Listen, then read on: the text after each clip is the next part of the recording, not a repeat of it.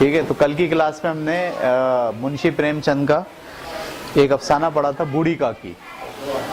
یہ افسانہ آپ اگر دیکھنا چاہیں تو یوٹیوب پر اس کو ڈراماٹائز بھی کیا ہوا ہے.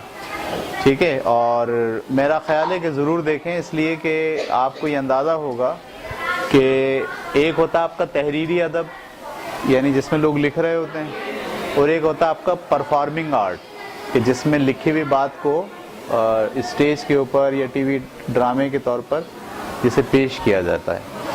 تو یہ جب آپ ڈرامہ دیکھیں گے بوڑھی کاکی تو آپ کو اندازہ ہوگا کہ ڈرامہ بنانے والوں نے کیسے اس خیال کو جو اس کتاب میں لکھا ہوا ہے کیسے اس کو کنورٹ کیا ہے ایکٹنگ کے اندر. ہمارے یہاں بھی ہوتا ہے نا, 14 اگست پہ کوئی ڈرامہ بنا رہے ہوتے ہیں تو پہلے ظاہر سر لکھ کے دیتے ہیں, پھر آپ اس لکھے ہوئے کو کیا کرتے ہیں یاد کر کے ایکٹ کرتے ہیں. تو یہ کیسے ہوتا ہے سب یہ جاننا اگر چاہتے ہیں تو آپ سب سے پہلے افسانہ پڑھیں بوڑھی کاکی اور اس کے بعد پھر اس کا ڈرامہ دیکھیں. ٹھیک ہے, تو ابھی اس کلاس میں آپ کو منشی پریم چند کا ایک چھوٹا سا افسانہ اور پڑھ کے سنا رہا ہوں جس کا نام ہے کفن. ٹھیک ہے, چلیں جناب, بہت توجہ سے آپ سنیں گے اور اپنے ذہن کے اندر تصویر چلانے کی کوشش کریں گے. جھونپڑے کے دروازے پر باپ اور بیٹا دونوں ایک بجھے ہوئے الاؤ کے سامنے خاموش بیٹھے ہوئے تھے. بجھا ہوا الاؤ کا مطلب آگ جل رہی تھی پہلے, اب وہ بجھ گئی. اور اندر بیٹے کی نوجوان بیوی بدھیا, نام کیا ہے اس کا, بدھیا, درد ذہ سے پچھاڑیں کھا رہی تھی, یعنی بچہ ہونے کی امید ہے. اور رہ رہ کر اس کے منہ سے ایسی دل خراش صدا نکلتی تھی کہ دونوں کلیجہ تھام لیتے تھے. جاڑوں کی رات تھی, فضا سناٹے میں غرق, سارا گاؤں تاریکی میں جذب ہو گیا تھا. گھیسو نے کہا, دو باپ بیٹے ہیں, ایک کا نام کیا ہے گھیسو اور ایک کا نام کیا ہے, ابھی ہم دیکھیں گے کیا نام آتا ہے اس کا. اور جو بیوی اندر بیمار ہے اس کا کیا نام ہے, بدھیا. گھیسو نے کہا, معلوم ہوتا ہے بچے گی نہیں, سارا دن تڑپتے ہو گیا, جا دیکھ تو آ. یہ باپ ہے. مادھو دردناک لہجے میں بولا, اب یہ اس کا بیٹا ہے اور جو اندر بیوی ہے وہ بیٹے کی بیوی ہے. گھیسو جو ہے وہ سسر ہے, مادھو جو ہے وہ شوہر ہے, اور بدھیا جو ہے وہ تین کیریکٹر ہو گئے. مادھو دردناک لہجے میں بولا, مرنا ہے تو جلدی مر کیوں نہیں جاتی, دیکھ کر کیا آؤں. تو بڑا بے درد ہے بے, سال بھر جس کے ساتھ زندگانی کا سکھ بھوگا اس کے ساتھ اتنی بے وفائی. اسٹائل اس نے ویسی, بے وفائی. تو مجھ سے اس کا تڑپنا اور ہاتھ پاؤں پٹکنا نہیں دیکھا جاتا. یہ اس نے جواب دیا. اب مصنف بتا رہا ہے ان کی تفصیل. چماروں کا کنبہ تھا اور سارے گاؤں میں بدنام. گھیسو ایک دن کام کرتا تو 3 دن آرام. مادھو اتنا کام چور تھا کہ گھنٹہ بھر کام کرتا تو گھنٹوں پھر چلم پیتا. اس لیے انہیں کوئی رکھتا ہی نہ تھا. گھر میں مٹھی بھر اناج ہو تو ان کے لیے کام کرنے کی قسم تھی. کیا مطلب, ابھی گھر میں اناج ہے, کام پہ جانے کی ضرورت نہیں ہے, جب تک اناج نہیں ہوگا پھر جائیں گے. ٹھیک ہے,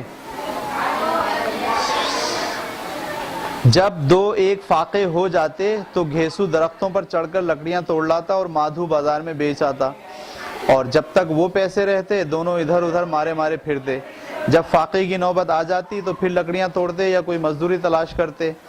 گاؤں میں کام کی کمی نہ تھی. کاشتکاروں کا گاؤں تھا. محنتی آدمی کے لیے 50 کام تھے. مگر ان دونوں کو لوگ اسی وقت بلاتے جب 2 آدمیوں سے ایک کا کام پا کر بھی قناعت لینے کے سوا اور کوئی چارہ نہ ہوتا. یعنی اگر ضرورت پڑ گئی ہے اور 2 آدمی لگا کے ایک کا کام لینا ہے تو پھر بلا ہی لیتے تھے ان کو, ورنہ کوئی کام پہ نہیں رکھتا تھا. مگر ان دونوں کو لوگ اسی وقت بلاتے جب 2 آدمیوں سے ایک کا کام پا کر بھی قناعت کر لینے کے سوا اور کوئی چارہ نہ ہوتا. کاش دونوں سادھو ہوتے تو انہیں قناعت اور توکل کے لیے ضبط نفس کی مطلق ضرورت نہ ہوتی. یہ ان کی خلقی صفت تھی, یعنی ان کے اندر یہ بات پائی جاتی تھی کہ قناعت مطلب مل گیا تو کھا لیا، اور جب تک ہے جب تک مزید کوشش نہیں کرنی۔ اچھا جی، عجیب زندگی تھی ان لوگوں کے گھر میں، مٹی کے 2-4 برتنوں کے سوا کوئی اثاثہ نہیں، پھٹے چیتھڑوں سے اپنی اوریانی ڈھانکے ہوئے، دنیا کے مکروں سے آزاد، قرض سے لدے ہوئے، قرضہ بھی بہت چڑھا ہوا ہے، گالیاں بھی کھاتے تھے مگر کوئی غم نہیں، مسکین اتنے کہ وصولی کی مطلق امید نہ ہونے پر بھی لوگ انہیں کچھ نہ کچھ قرض دے دیتے تھے۔ مٹر یا آلو کی فصل میں کھیتوں سے مٹر یا آلو اکھاڑ لاتے اور بھون بھون کر کھاتے، یا 10-5 اونکھ توڑ لاتے اور راتوں کو چوستے، ٹھیک ہے پھل۔ گھیسو نے اسی زاہدانہ انداز سے 60 سال کی عمر کاٹ دی، اور مادھو بھی سعادت مند بیٹے کی طرح باپ کے نقش قدم پر چل رہا تھا، بلکہ اس کا نام اور بھی روشن کر رہا تھا۔ اس وقت بھی دونوں الاؤ کے سامنے بیٹھے آلو بھون رہے تھے۔ کہاں سے لائے تھے آلو؟ یہ کھیتوں میں سے توڑ کے نکال کے، جو کسی کھیت سے کھود کر لائے تھے۔ گھیسو کی بیوی کا تو مدت ہوئی انتقال ہو گیا تھا، ٹھیک ہے، یعنی جو سسر تھا اس کی جو بیوی تھی، یعنی ماں کا تو انتقال مادھو کی ہو چکا تھا، ٹھیک ہے۔ اور مادھو کی شادی پچھلے سال ہوئی تھی۔ جب سے یہ عورت آئی تھی اس نے اس خاندان میں تمدن کی بنیاد ڈالی تھی۔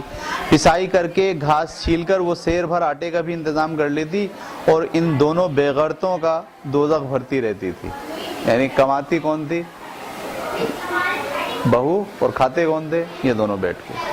جب سے وہ آئی یہ دونوں اور بھی آرام طلب اور آلسی ہو گئے تھے، بلکہ کچھ اکڑنے بھی لگے تھے۔ کوئی کام کرنے کو بلاتا تو بے نیازی شان سے دگنی مزدوری مانگتے۔ وہی عورت آج صبح سے درد ذہ سے مر رہی تھی، اور یہ دونوں شاید اسی انتظار میں تھے کہ یہ مر جائے تو آرام سے سوئیں۔ گھیسو نے آلو نکال کر چھیلتے ہوئے کہا، جا کر دیکھ کیا حالت ہے اس چڑیل کی، پھنسا ہوگا۔ اور کیا، یہاں تو اوجھا بھی 1 روپیہ مانگتا ہے کسی کے گھر آنے سے، یعنی ڈاکٹر۔ مادھو کو اندیشہ تھا کہ وہ کوٹھڑی میں گیا تو گھیسو آلوؤں کا بڑا حصہ صاف کر دے گا۔ ہاں، مجھے وہاں ڈر لگتا ہے۔ اے ڈر کس بات کا، میں تو یہاں ہوں، تو تم جا کر دیکھو نا۔ اب وہ کہہ رہا ہے، میری عورت جب مری تھی تو میں 3 دن اس کے پاس سے ہلا بھی نہیں، اور پھر مجھ سے لجائے گی نہیں، یعنی اس کو شرم آئے گی مجھ سے۔ کبھی اس کا منہ نہیں دیکھا، آج اس کا اکھرا ہوا بدن دیکھوں، اسے تن کی سدھ بھی تو نہ ہوگی، مجھے دیکھ لے گی تو کھل کر ہاتھ پاؤں بھی نہ پٹک سکے گی۔ سسر بول رہا ہے۔ اب وہ کہہ رہا ہے، کون؟ مادھو۔ میں سوچتا ہوں کوئی بال بچہ ہو گیا تو کیا ہوگا، سونٹ گڑ تیل کچھ بھی تو نہیں ہے گھر میں، سب کچھ آئے گا، بھگوان بچہ تو دیں، یہ لوگ ابھی پیسہ نہیں دے رہے ہیں، وہی تب بلا کر دیں گے، یعنی جو آج پیسہ نہیں دے رہے آپ کو مانگنے پہ ادھار، وہی سب بلا کر دیں گے۔ میرے 9 لڑکے ہوئے، گھر میں کبھی کچھ نہ تھا، مگر اسی طرح ہر بار کام چل گیا۔ آپ نے دیکھا، یعنی کاہل، سست، ہڈ حرام اور بغیرت 1 نمبر کے، ٹھیک ہے، یعنی معاشرہ دکھا رہے ہیں آپ کا کہ معاشرے میں ایسے لوگ بھی ہوتے ہیں۔ آگے، جس سماج میں رات دن کام کرنے والوں کی حالت ان کی حالت سے کچھ بہت اچھی نہ تھی، اور کسانوں کے مقابلے میں وہ لوگ جو کسانوں کی کمزوریوں سے فائدہ اٹھانا جانتے تھے کہیں زیادہ فارغ البال تھے، وہاں اس قسم کی ذہنیت کا پیدا ہو جانا کوئی تعجب کی بات نہ تھی۔ کیا بات بولیے، یعنی ایسی جگہ پر جہاں کسان سارا دن کام کرتے ہوں، کام کرنے کے باوجود ان کی حالت بھی ان دونوں کے جیسی ہو، یعنی جو زمیندار ہو وہ کام تو لے لے لیکن پیسے نہ دے، سہولیات نہ دے۔ کام کرنے کے باوجود بھی جس معاشرے میں افراد کی ایسی حالت رہتی ہے، وہاں ایسے افراد بہت سارے پیدا ہو جاتے ہیں جو چاہتے ہیں کہ کام نہ کرنا پڑے، سب ایسے، ہم بھی ایسے ہی ہیں، اس سے کیا فرق پڑتا ہے۔ بلکہ یہ لوگ کیا کہلاتے ہیں اپنے آپ میں؟ عقل مند، کہ ہم کام کیے بغیر زندگی گزار لے رہے ہیں، ساری چیزیں ہو جا رہی ہیں، اور یہ بیچارے صبح سے لے کے شام تک ڈٹ کے محنت کرتے ہیں، اس کے باوجود ان کی بھی وہی حالت ہے جو ہماری حالت ہے۔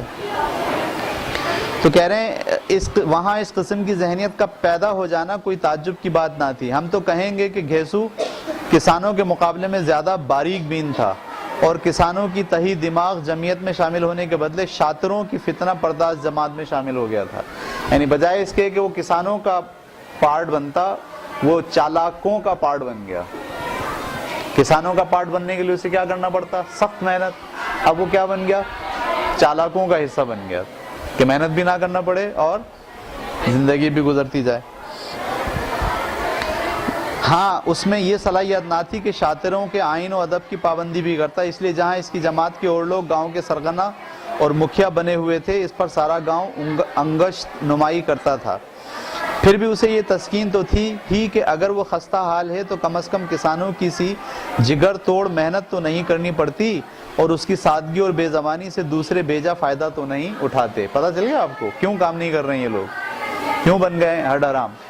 کہتے ہیں کام بھی کرنے سے کیا ہوگا، یعنی جس معاشرے میں محنت کرنے کا اجر نہ ملے، مزدور کو مزدوری نہ ملے اور کسان کو اس کی حالت تبدیل نہ ہو، وہاں پھر ایسے لوگ پیدا ہو جاتے ہیں. وہ کہتے ہیں بیکار ہے سارا کام کاج کرنا. دونوں آلو نکال کر جلتے جلتے کھانے لگے. کل سے کچھ نہیں کھایا تھا، اتنا صبر نہ تھا کہ انہیں کچھ ٹھنڈا ہو جانے دیں. کئی بار دونوں کی زبانیں جل گئیں.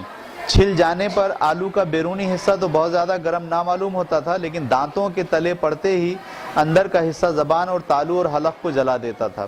اور اس انگارے کو منہ میں رکھنے سے زیادہ خیریت اسی میں تھی کہ وہ اندر پہنچ جائے. وہاں اسے ٹھنڈا کرنے کے لیے کافی سامان تھا، اسی لیے دونوں جلدی جلدی نگل جاتے. حالانکہ اس کوشش میں ان کی آنکھوں سے آنسو نکل آتے. گھیسو کو اس وقت ٹھاکر کی بارات یاد آئی. اب دونوں بیٹھے ہیں اندر، وہ بیچاری رو رہی ہے، یہ دونوں بیٹھے ہیں، وہ کہہ رہا تو جا، وہ کہہ رہا تو جا، اور باتوں باتوں میں اس کو یاد کیا آ رہی ہے؟ ٹھاکر کی بارات. سین دیکھیں آپ کیا چل رہا ہے. جس میں 20 سال پہلے وہ گیا تھا. اس دعوت میں اسے جو سیری نصیب ہوئی تھی، یعنی پیٹ بھر کے کھانے کو جو ملا تھا، وہ اس کی زندگی میں ایک یادگار واقعہ تھی اور آج بھی اس کی یاد تازہ تھی. وہ بولا وہ بھوج نہیں بھولتا، یعنی وہ کھانا نہیں بھولتا. تب سے پھر اس طرح کا کھانا اور بھر پیٹ نہیں ملا. لڑکی والوں نے سب کو پوڑیاں کھلائیں تھیں، سب کو چھوٹے بڑے سب نے پوڑیاں کھائیں، اور اصلی گھی کی اسٹپنی، رائتا، 3 طرح کے سوکھے ساگ، ایک رسے دار ترکاری، دہی، چٹنی، مٹھائی. اچھا وہ بول رہا ہے اور جو برابر میں وہ بیٹھا ہے مادھو، وہ ایسے کر رہا ہے، اس کے منہ میں پانی آ رہا ہے. اس بھوج میں کتنا سواد ملا، کوئی روک نہیں تھی. جو چیز چاہو مانگو اور جتنا چاہو کھاؤ. لوگوں نے تو ایسا کھایا کہ کسی سے پانی نہ پیا گیا، مگر پروسنے والے ہیں کہ سامنے گرم گرم گول مہکتی کچوریاں ڈالے دیتے ہیں، یعنی جو سرو کر رہے ہیں وہ ڈالے جانے، کھائے جاؤ. منع کرتے ہیں کہ نہیں چاہیے. پتل کو ہاتھ سے روکے ہوئے تھے، مگر وہ ہیں کہ دیے جاتے ہیں. اور جب سب نے منہ دھو لیا تو ایک ایک بیڑا پان بھی ملا، مگر مجھے پان لینے کی کہاں سدھ تھی، کھڑا نہ ہوا جاتا تھا. چٹ پٹا جا کر اپنے کمبل پر لیٹ گیا. ایسا دریا دل تھا وہ ٹھاکر. مادھو نے ان تکلفات کا مزہ لیتے ہوئے کہا اب ہمیں کوئی ایسا بھوج کھلاتا. صحیح ہے، مادھو بول رہا ہے. اب کوئی کیا کھلائے گا، وہ زمانہ دوسرا تھا. اب تو سب کفایت سوچتی ہے، سب کو کفایت، یعنی کفایت. شادی بیاہ میں مت خرچ کرو، کریا کرم میں مت خرچ کرو. پوچھو غریبوں کا مال بٹور بٹور کر کہاں رکھو گے، مگر بٹورنے میں تو کمی نہیں ہے. ہاں خرچ میں کفایت سوچتی ہے. تم نے ایک 20 پوڑیاں تو کھائی ہوں گی، 20 سے زیادہ کھائی تھیں. میں ہوتا تو 50 کھا جاتا، 50 سے کم تو میں نے بھی نہ کھائی ہوں گی. اچھا پٹھا تھا، تو اس کا آدھا بھی نہیں ہے. یعنی باپ بیٹے کی باتیں ہو رہی ہیں. آلو کھا کر دونوں نے پانی پیا اور وہیں الاؤ کے سامنے دھوتیاں اوڑھ کر پاؤں پیٹ میں ڈالے سو رہے تھے، جیسے 2 بڑے کنڈلیاں مارے پڑے ہوئے ہیں. اور بدھیا ابھی تک کراہ رہی تھی. صبح کو مادھو نے کوٹھڑی میں جا کر دیکھا تو اس کی بیوی ٹھنڈی ہو گئی تھی. اس کے منہ پر مکھیاں بھنک رہی تھیں. पथराई हुई आंखें ऊपर टंगी हुई थीं, सारा जिस्म खाक में लथपथ हो रहा था। इसके पेट में बच्चा मर गया था। माधु भागा हुआ घेसू के पास गया, फिर दोनों जोर जोर से हाय हाय करने और छाती पीटने लगे। पड़ोस वालों ने यह आहवजारी सुनी तो दौड़े हुए आए और रस्म कदीम के मुताबिक गमजदों की तशफ़ी करने लगे, मगर ज्यादा रोने धोने का मौका ना था। कफन की और लकड़ी की फिक्र करनी थी। हिंदुओं में तो ये होता है ना कि कफन भी पहनाना है और लकड़ी भी लेकर आनी है जलाने के लिए। घर में तो पैसा उसी तरह गायब था जैसे चील के घोंसले में मांस। ये मुहावरा है, चीज ऐसे गायब है जैसे चील के घोंसले में मांस। बाप बेटे रोते हुए गांव के जमींदार के पास गए। वो इन दोनों की सूरत से नफरत करते थे, कई बार इन्हें अपने हाथों से पीट चुके थे। चोरी की इल्लत में, वादे पर काम न आने की इल्लत में। पूछा, क्या हुआ बे घेसू, रोता क्यों है? अब तो तेरी सूरत ही नजर नहीं आती, अब मालूम होता है कि तुम इस गांव में रहना नहीं चाहते। घेसू ने जमीन पर सर रखकर आंखों में आंसू भरते हुए कहा, सरकार बड़ी विपत में हूँ। माधु की घरवाली रात को गुजर गई, दिन भर तड़पती रही। आधी रात तक हम दोनों उसके सुरहाने बैठे रहे, दवा दारू जो कुछ हो सका सब किया, मगर वो हमें दगा दे गई। अब कोई एक रोटी देने वाला नहीं, मालिक तबाह हो गए, घर उजड़ गया। आपका गुलाम हूँ, अब आपके सिवा इसकी मट्टी कौन पार लगाएगा? हमारे हाथ में तो जो था सब दवा दारू में उड़ गया। सरकार ही की दया होगी तो उसकी मट्टी उठेगी, आपके सिवा और किसके दवार पर जाऊं? पैसे ले रहे, किसके लिए? कफन और लकड़ी के लिए। जमींदार साहब रहमदिल आदमी थे, मगर घेसू पर रहम खाना काले कंबल पर रंग चढ़ाना था। ये भी मुहावरा है। कहाँ जी, मैं तो आया, कह दें चल दूर हो यहाँ से, लाश घर में रख सड़ा। यूं तो बुलाने से भी नहीं आता, आज जब गर्ज पड़ी तो आकर खुशामद कर रहा है, हरामखोर कहीं का बदमाश। मगर ये गुस्सा या इंतकाम का मौका नहीं था। तू अन वो करहन 2 रुपए निकाल कर फेंक दिए, मगर तशफ़ी का एक कलमा भी मुंह से ना निकाला। उसकी तरफ ताका तक नहीं, गोया सर का बोझ उतारा हो। तो जमींदार ने तो सिर्फ क्या करा, 2 रुपए दिए और चल भाई जाओ। जब जमींदार साहब ने 2 रुपए दिए तो गांव के बनिए महाजनों को इनकार की जरूरत क्यों कर होती। घेसू जमींदार के नाम से ढंडोरा पीटता जाता था। जमींदार ने तो 2 रुपए दिए हैं, जमींदार ने तो कितने दिए? 2 रुपए। तुम भी दो, कुछ ना कुछ तो दो। किसी ने 2 आने दिए, किसी ने 4 आने। 1 घंटे में घेसू के पास 5 रुपए की माकूल रकम हो गई। उस जमाने में 5 रुपए बड़ी रकम थी। किसी ने गल्ला दिया और किसी ने लकड़ी, और दोपहर को घेसू और माधु बाजार से कफन लाने चले और इधर लोग बांस वास काटने लगे। समझ में आ गई बात? गांव की रकीकुल कल्ब औरतें, यानी जो नरम दिल औरतें थी, लाश आ आकर देखती थीं और उसकी बेबसी पर 2 बूंद आंसू गिराकर चली जाती थीं। बाजार में पहुंचकर घेसू बोला, सुनने वाले डायलॉग हैं अब। बाजार में पहुंचकर घेसू बोला, लकड़ी तो उसे जलाने भर को मिल गई है, क्यों माधु?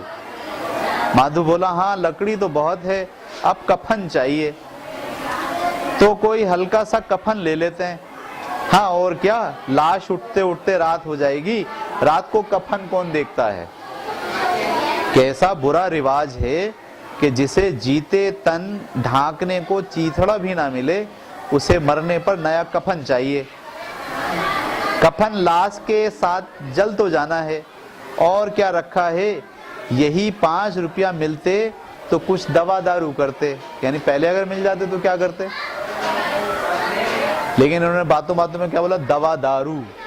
इसमें लफ्ज आ गया दारू। दारू का मतलब शराब। दोनों एक दूसरे के दिल का माजरा मानवी तौर पर समझ रहे थे। बाजार में इधर उधर घूमते रहे, यहाँ तक कि शाम हो गई। दोनों इत्तेफाक से या जानबूझकर एक शराब खाने के सामने आ पहुंचे और गोया किसी तयशुदा फैसले के मुताबिक अंदर गए, और जरा देर तक दोनों तजब्जुब की हालत में खड़े रहे। फिर घेसू ने एक बोतल शराब की ली, कुछ गजक, और दोनों बरामदे में बैठकर पीने लगे। है? हाँ, वहाँ इंतजार कर रहे हैं लोग।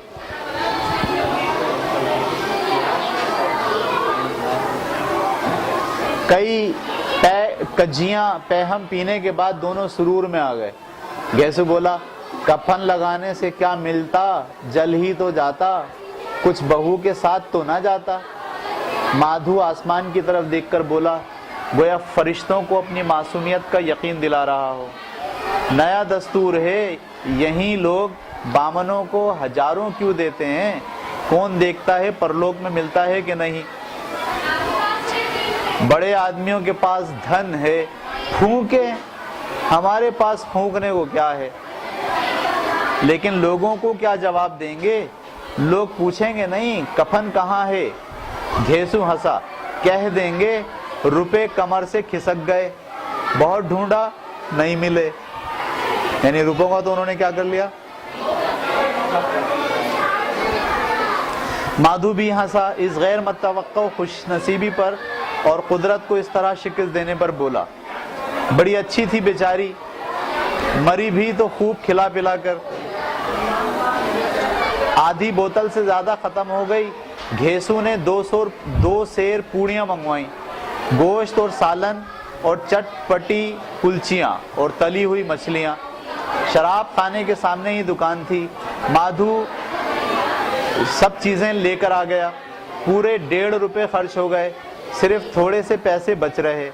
दोनों इस वक्त उस शान से बैठे हुए पूरियां खा रहे थे जैसे जंगल में कोई शेर अपना शिकार उड़ा रहा हो। ना जवाबदही का खौफ था, ना बदनामी की फिक्र। ज़ौफ़ के इन मराहिल को उन्होंने बहुत पहले तय कर लिया था।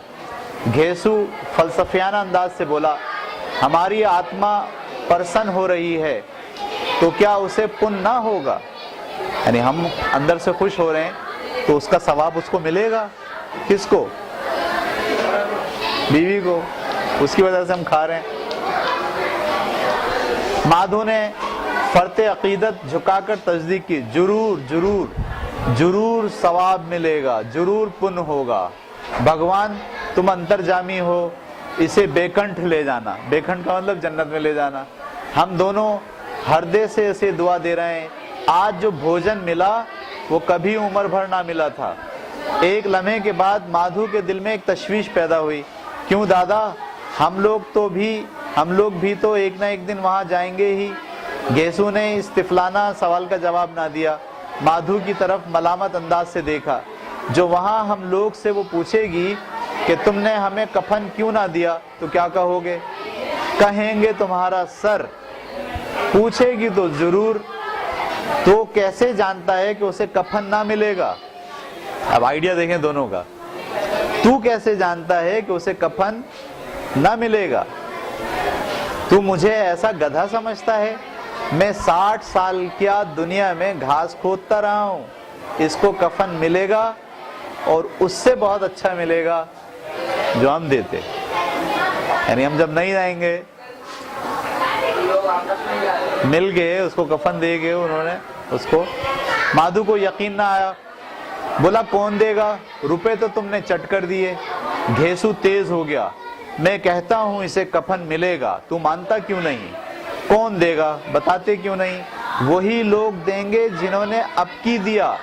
हाँ, वो रुपया हमारे हाथ ना आएंगे, और अगर किसी तरह आ जाएं तो फिर हम इसी तरह यहाँ बैठकर पिएंगे और कफन फिर तीसरी बार मिलेगा। यकीन देख रहे हैं आप। बेगैरती की इंतहा है। जूं जूं अंधेरा बढ़ता था और सितारों की चमक तेज होती थी, मैं खाने की रौनक भी बढ़ती जाती थी। कोई गाता था, कोई लहकता था, कोई अपने रफीक के गले लिपट जाता था, कोई अपने दोस्त के मुंह से सागर लगाए देता था। वहाँ की फजा में सरूर था, हवा में नशा। कितने तो चुलू में ओहो जाते हैं। यहाँ आए थे सिर्फ खुद फरामोशी का मजा लेने के लिए, शराब से ज्यादा यहाँ की हवा से मसरूर होते थे। जीस्त की बला यहाँ खींच लाती थी और कुछ देर के लिए वो भूल जाते थे कि वो जिंदा है या मुर्दा या जिंदा दरगोर। और ये दोनों बाप बेटे अब भी मजा ले लेकर चुस्कियां ले रहे थे। सबकी निगाहें उनकी तरफ जमी हुई थीं। कितने खुश नसीब हैं ये दोनों, पूरी बोतल बीच में है। जो लोग देख रहे हैं वो क्या समझ रहे हैं, कितने खुश नसीब हैं ये दोनों कि इनके बीच में पूरी बोतल है। کھانے سے فارغ ہو کر مادھو نے بچی ہوئی پوریوں کا پتل اٹھایا کر ایک بھکاری کو دے دیا جو کھڑا ان کی طرف گرسنا نگاہوں سے دیکھ رہا تھا، اور پینے کے غرور، ولولہ اور مسرت کا اپنی زندگی میں پہلی بار احساس کیا۔ گھیسو نے کہا، لے جا، خوب کھا اور آشیرواد دے، جس کی کمائی تھی وہ تو مر گئی مگر تیرا آشیرواد اسے ضرور پہنچے گا۔ روئیں روئیں سے آشیرواد دے، بڑی گاڑھی کمائی کے پیسے ہیں۔ مادھو نے پھر آسمان کی طرف دیکھ کر کہا، بیکھنٹ میں جائے گی دادا، بیکھنٹ کی رانی بنے گی۔ کہاں جائے گی؟ گھیسو کھڑا ہو گیا اور جیسے مسرت کی لہروں میں تیرتا ہوا بولا، ہاں بیکھنٹ میں جائے گی، کسی کو ستایا نہیں، کسی کو دبایا نہیں، مرتے وقت ہماری زندگی کی سب سے بڑی لالس پوری کر گئی۔ وہ نہ بیکھنٹ میں جائے گی تو کیا یہ موٹے موٹے لوگ جائیں گے جو غریبوں کو دونوں ہاتھ سے لوٹتے ہیں اور اپنے پاپ کو دھونے کے لیے گنگا میں جاتے ہیں اور مندر میں جل چڑھاتے ہیں؟ یہ خوش اعتقادی کا رنگ بدلا، تلون نشے کی خاصیت ہے، یاس اور غم کا دورہ ہوا۔ مادھو بولا، مگر دادا بیچاری نے زندگی میں بڑا دکھ بھوگا، مری بھی تو کتنا دکھ جھیل کر۔ وہ آنکھوں پر ہاتھ رکھ کر رونے لگا۔ گھیسو نے سمجھایا، کیوں روتا ہے بیٹا، خوش ہو، خوش کہ وہ مایا جال سے مکت ہو گئی، یعنی زندگی کے عذاب سے اس کو چھٹکارا مل گیا، جنجال سے چھوٹ گئی۔ بڑی بھاگوان تھی جو اتنی جلدی مایا موہ کے بندھن توڑ دیے، یعنی وہ تو خوش نصیب ہے کہ دنیا سے جلدی چلی گئی۔ اور دونوں وہیں کھڑے ہو کر گانے لگے، ناچنے لگے۔ ٹھگنی کیوں نینا جھمکاوے ٹھگنی، اور دونوں مست ہو کے ناچ رہے۔ سارا میخانہ تماشا تھا، محو تماشا تھا، اور یہ دونوں مہکش محویت میں گائے جاتے تھے۔ پھر دونوں ناچنے لگے، اچھلے بھی، کودے بھی، مٹکے بھی، بھاؤ بھی بتائے، اور آخر نشے سے بد مست ہو کر وہیں گر پڑے۔ اس طرح کہانی ہو گئی ختم۔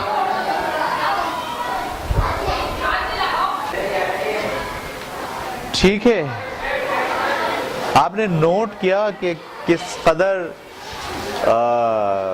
غریبی کے ماحول کو تحریر کیا ہے منشی پریم چند صاحب نے، اور سماج کے کس قدر بے حسی کے رویے کو، اچھا ایک طرف بے حسی کا رویہ ہے اور ایک طرف جو ظالم سماج ہے، یعنی جو لوگ امیر ہیں اور جو لوگ کسانوں کا حق مار رہے ہیں، کس طرح ان لوگوں کو کی نشاندہی کی، اور ان کی وجہ سے معاشرے کے اندر کیسے لوگ پیدا ہو جاتے ہیں جن کے پاس ذمہ داری، احساس، ٹھیک ہے، اس کا کوئی جو ہے وہ، اور جو سمجھتے ہیں زندگی کو بس اسی طرح سے گزارا جا سکتا ہے۔ اس افسانے میں آپ اگر اس کو دوبارہ پڑھیں گے تو آپ دیکھیں گے کہ الفاظ کے چناؤ کا منشی پریم چند نے جس طرح سے چناؤ کیا ہے، اور جس طرح سے اپنے معاشرے اور اپنے ارد گرد کے ماحول کو جیسے انہوں نے پورٹریٹ کیا ہے اس پورے افسانے کے اندر، یہ منشی پریم چند صاحب کا کمال ہے۔ کسی دوسرے مصنف میں اتنا دم نہیں ہے کہ معاشرے کے اتنے نچلے درجے پر جا کر وہ چیزوں کو بہت قریب سے محسوس کرے اور محسوس کر کے اس کو الفاظ میں ڈالے۔ اس کا اگر آپ ڈرامہ دیکھیں گے، جو ڈرامہ فلمایا گیا ہے، تو اس ڈرامے سے بھی آپ کو اندازہ ہوگا کہ بے شمار احساسات، بے شمار معاشرے کی خامیاں، ٹھیک ہے، وہ سب چیزیں انہوں نے اپنے اس افسانے کے اندر نوٹ کی ہیں اور اس کی نشاندہی کی ہے۔ آپ نے بھی جب سنا افسانہ تو آپ کس احساس سے گزر رہے ہیں اس وقت؟ بڑا عجیب سا احساس ہے نا۔ تو منشی پریم چند اپنے معاشرے کے احساسات کو، ان کے جذبات کو، اور معاشرے کے نچلے طبقے کے احساسات و جذبات کو بہت اچھے طریقے سے الفاظ میں ڈالتے ہیں۔